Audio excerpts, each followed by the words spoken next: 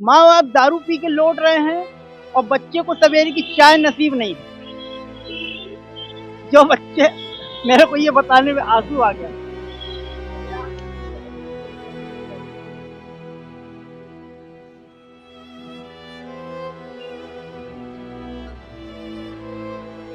Maths में MSc इसलिए क्योंकि सन 94 में हमने बीए ग्रेजुएशन किया और उसी समय हमें ऐसे पढ़ाने का शौक चल रहा है, तो बहुत लोगों की ताने तुर्रे से हम स्कूल में जाकर अपने जहाँ से पढ़े वहाँ जाकर पढ़ाकर दिखाने के लिए हमने फरमाइश की सर से कि सर मैं एक क्लास पढ़ा के दिखा दूंगा, आप मुझे चांस दिलवाइए। तो उनने मुझे एक टीचिंग प्रोग्राम फिट कर दिया और वहाँ ले आके खड़ा कर दिया और सुपरविजन करने लगे 3-4 मैथ्स के टीचर। तो अचानक मैंने ये बोला कि मेरे गुरुओं के सामने पढ़ाने आया हूँ इतने साल बाद 1994 में, तो मैं एक स्पेशल स्टाइल से पढ़ाऊंगा।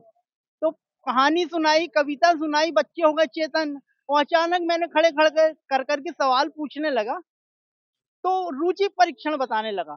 तो वहां सर लोगों ने कहा कि एमए साइकोलॉजी वाले ऐसा नहीं कर सकते, तुम ऐसा कर रहे हो, तुम गॉड गिफ्टेड साइकोलॉजी। तो उन्होंने एक प्रशंसा पत्र लिखा है, उसमें oriented nature in psychological ground, H D Pandey जो गणित के टीचर है उनने लिख के दिया था, अब तो नहीं है दुनिया में।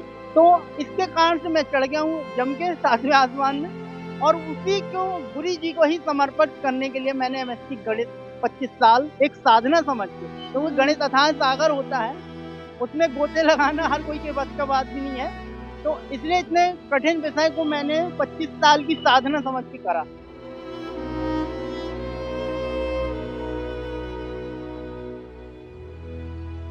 कठिनाई तो बहुत सारी आई है, कभी खाने का ठिकाना नहीं था, ऐसे ही एग्जाम देने भागना पड़ा।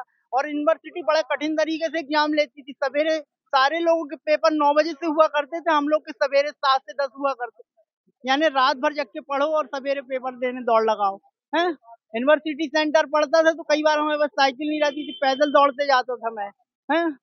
और टाइम से नहीं पहुंचा तो उसमें भी वो लिख दिया जाता था।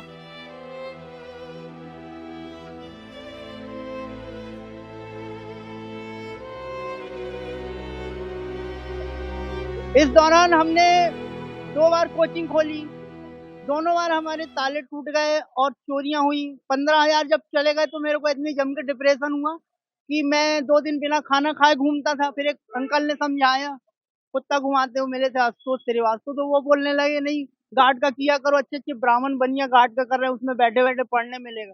तो 2015 से जब वो मैंने टाइम्स ऑफ इंडिया में छपे, उस समय से मैं चमन अपार्टमेंट में गार्ड बन गया था, उन्हीं ने ले जाके लगाए।